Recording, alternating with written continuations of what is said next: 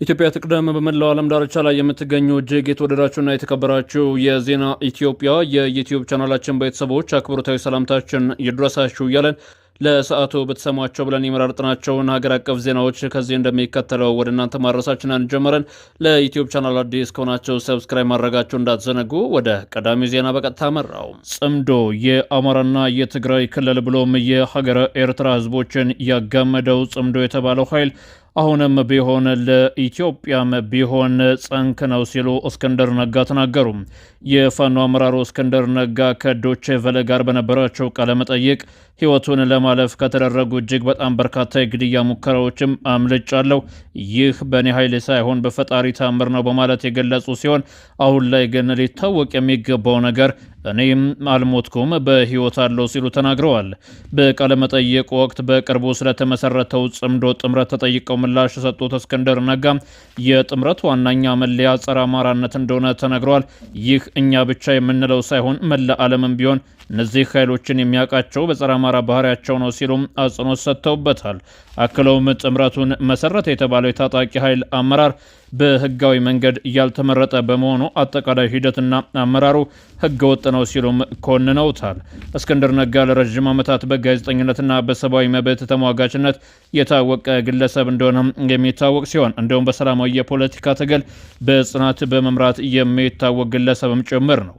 በመሆኑም ከሰላማዊ ትግል ወደ ብረት አንስቶ የመታገል ውሳኔ መግባቱና አሁናዊ የሚያንጸባርቃቸው አቋሞች በፖለቲካ መድረክ ላይ በርካታ እንድምታዎችም ተሰጥቷቸዋል። እስክንድር ጥምረቱን ህገ ወጥ ማለቱ በፋኖና በታጣቂ ኃይሎቹ መካከል ያለውን የውስጥ የአመራርነት ውድድርና የስልጣን ሽኩቻን እያመላክታልም ተብሏል።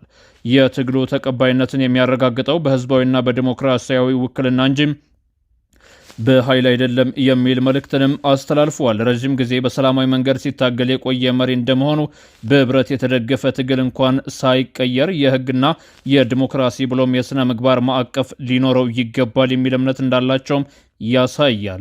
የጽምዶ ጥምረት ጸረ አማራ ሲል ትግሉ ውስጥ የሚገኙ ጥያቄዎች ግልጽ ለማድረግና ደጋፊዎቹን በአንድ ዓላማ ስር ለማሰባሰብ ያለመ የፖለቲካ ንግግር እንደሆነም የዘርፉ ምሁራኖች ተንትነውታል። በአጠቃላይ የእስክንድር ነጋ ንግግር በክልሉና በሀገሪቱ የፖለቲካ ምህዳር ውስጥ አሁንም ቢሆን የአመራር ክፍተትና የስልጣን እውቅና ጥያቄ፣ የርዕዮተ ዓለም ልዩነቶች በጥበብ ካልተፈቱ በትግል ሂደት ላይ እንቅፋት ሊሆኑ እንደሚችሉ ያመላክታል ማለታቸው ተገልጿል።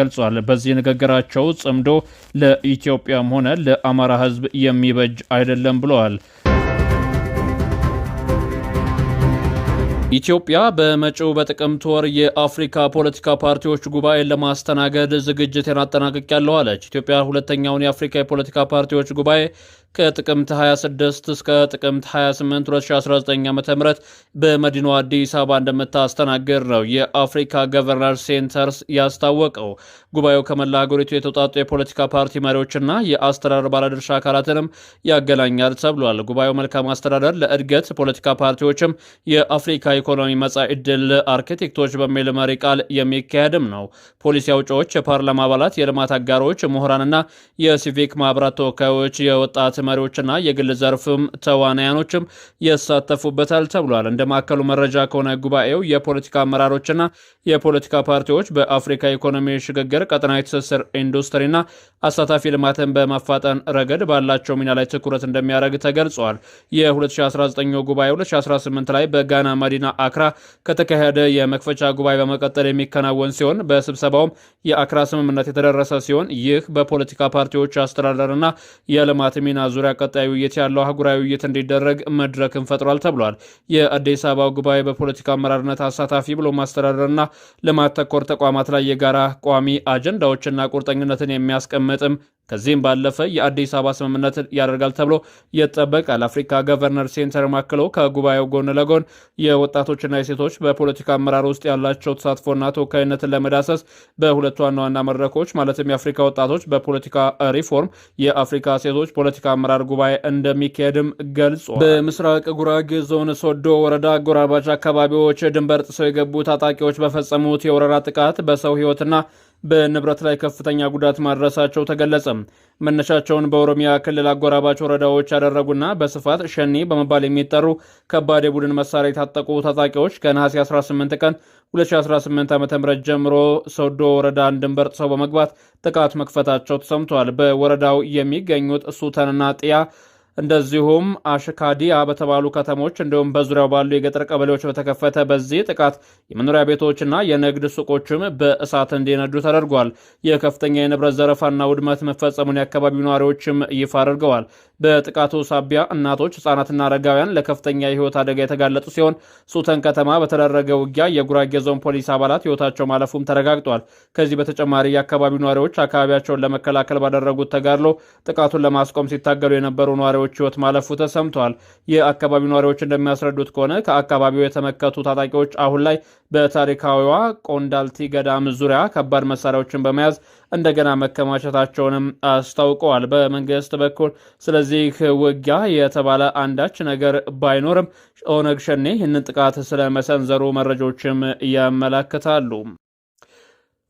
አቶ አንዳርጋቸው ጽጌ የበግ ለምድ የለበሱ ተኩላ ናቸው ሲል ህወሓት ወነጀለ። በኤርትራ መንግስት አስተባባሪነት በተመሰረተው ጽምዶ የተሰኘው ስብስብ ውስጥም የንቃት ተሳትፎ የነበራቸው አቶ አንዳርጋቸው ጽጌ አንከር ሚዲያ ጋር በነበራቸው ቃለ ምልልስ ህወሓት እና የፋኖ ኃይሎች በኤርትራ አሸማጋይነት መነጋገራቸውን ገልጸው አክለውም የፋኖ ተወካዮች ህወሓት ምዕራብ ትግራይን በኃይል ለመቆጣጠር የሚያደርገውን እንቅስቃሴ እንዲያቆም ባቀረቡት ቅድመ ሁኔታ ህወሓቶች ተስማምተው ወደ ጥምረቱ መምጣታቸውንም አያይዞ ገልጿል። ይህ መረጃ ከወጣ በኋላም የህወሓት ከፍተኛ አመራሮችም በአቶ አማኑኤል አሳፋ አማካኝነት አንዳርጋቸው ማለት የበግ ለምድ የለበሰ ተኩላ ሲሉ ወንጅለውታል። አቶ አማኑኤል አክለውም አቶ አንዳርጋቸው ቀደም ሲል ከብልጽግና ጋር በመሆን የትግራይ ህዝብ ላይ የፈጸሙት ሳይበቃ አሁን ደግሞ ከስርዓቱ ጋር የተጣሉ መስለው በህዝባዊ ኃይሎች መካከል ስንጥቅ ለመፍጠር ጽምዶን ለማፍረስ እየሰሩ ነው ሲሉም ወንጅለዋቸዋል። አቶ አንዳርጋቸው ከዚህ በፊት የጽምዶ መድረክ ተብሎ በሚጠሩ ስም እያንዳንዱ የሀገሪቱ ክፍልና ከሀገር ውጭ በሚደረጉ መድረኮች ላይም ሲሳተፍ እንደነበረ መረጃዎች አመላክተዋል። በትግራይ ክልል የድሮን ጥቃቶች አሁንም ተባብሰው ስለመቀጠላቸው ተሰማም። በትግራይ ክልልና በአጎራባች ቦታዎች ላይ እጅግ ከፍተኛ የሚባሉ የድሮን ጥቃት እየተደረጉ ይገኛሉ። ከነዚህ መካከል ትላንት አመሻሹን በወጡ መረጃዎች መሰረት በደቡባዊ ትግራይ ሳርቲ ወረዳ ግጀት ከተማ በሚገኝ ሁለተኛ ደረጃ ትምህርት ቤት ላይ የድሮን ጥቃት መፈጸሙ ተገልጿል። ጥቃቱ የተፈጸመው ነሐሴ 20 ቀን 2018 ዓ.ም ምሽት 4 ሰዓት ገደማ ሲሆን በትምህርት ቤቱ ቅጥር ግቢ ውስጥ በሚገኝ አንድ የብሎክ ህንፃ ላይ ሲሆን ከፍተኛ ውድመት መድረሱም ተጠቅሷል። ህወሓት ጦር መሳሪያ ባከማቸበት በዚህ ትምህርት ቤት ላይ መረጃ መሰረት ያደረገ የድሮን ጥቃት መፈጸሙን ነው ምንጮች የገለጹት። ከሰሞኑ የሚፈጸሙ የድሮን ጥቃቶች ዓላማቸውን የጠበቁ መሆናቸውም ተጠቁሟል። የትግራይ ክልል ትምህርት ቢሮ ኃላፊ ዶክተር ኪሮስ ጎሽ ትምህርት ቤቱ ለበርካታ ተማሪዎች አገልግሎት ሲሰጥ የነበረ መሆኑን ጠቅሰው ድርጊቱን መኮንን የዓለም አቀፍ ማህበረሰብና የሚመለከታቸው አካላቶች ይህንን ጉዳይ ሊያወግዙት ይገባል ሲሉም ጥሪያቸውን አስተላልፈዋል። ትግራይ ቴሌቪዥን በበኩሉ የተሰነዘረው የድሮን ጥቃት የአይሲቲ ማዕከል የነበረና ከ1999 ጀምሮ ለ500 ተማሪዎች ግልጋሎት ሲሰጥ የነበረ ማዕከል እንደሆነና ከምንም አይነት መንገድ ከወታደራዊ ኃይሎች ጋር የሚገናኝ እንቅስቃሴ ሲከናወንበት እንዳልነበረ አስታውቀዋል።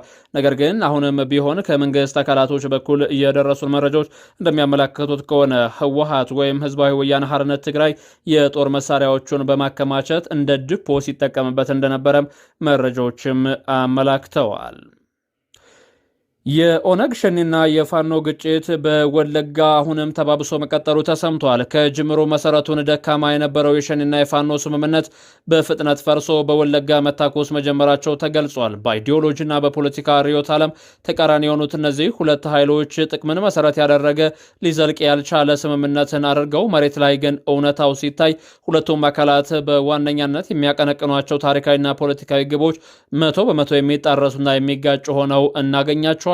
በወለጋና አካባቢው አንዳንድ የንጹሃን ዜጎች ህዝብን የሚጨፈጭፍ ወደ ጫካ ሲወጡ ደግሞ በራሱም ፋኖ ነኝ የኦሮሞ ነጻነት ሰራዊት ነኝ እያለ የሚታገሉት እነዚህ ሁለት ኃይሎች በወለጋ ስለመታኮሳቸው ነው የተገለጸው። በሆሮ ጉድሮ ወለጋ ሻምቦ ከተማ የኦነግ ሸኔ አባላት በዚህ ሰዓት እጃቸው እንደሰጡ በሚገለጽበት ጊዜ ከፋኖ ጋር ስለመታኮሳቸውም ተገልጿል። መረጃዎች እንደሚያመላክቱት ከሆነ በኦሮሚያ ክልል ሆሮ ጉድሮ ወለጋ ዞን ውስጥ ትጥቅ አንግበው ሲንቀሳቀሱ የነበሩት የኦነግ ሸኔ ሸኔ አባላት የሰላም ጥሪውን በመቀበል ወደ ህብረተሰቡ ተቀላቅለዋል። በተለይ እጅ የሰጡት ኃይሎችን በተመለከተ በጃል ያዴሳ የሚመሩት የኦነግ ሸኔ ታጣቂዎች ከነሙሉ ትጥቃቸው በሰላማዊ መንገድ ለመንግስት እጃቸውን መስጠታቸው ተረጋግጧል። በተለይ ሻምቦ ከተማ ነዋሪዎችን ወሳኝ የሰላም ውሳኔ በከፍተኛ ደስታ ተቀብለው በአደባባይ ወጥተው ሰላማቸውንም ተቀብለዋል፣ እንደዚሁም ደስታቸውንም ገልጸዋል ይላሉ የመንግስት ምንጮች። የሰላም መንገድ ሁሌም ተመራጭ ነው የሚሉት የመረጃ ምንጮቻችን ጦርነት፣ እልህና ደም መፋሰስ የህዝብን ስቃይ ከማራዘም ውጭ የሚያመጣው አንዳች ትርፍ እንደሌለ ሊታወቅም ይገባል ተብሏል።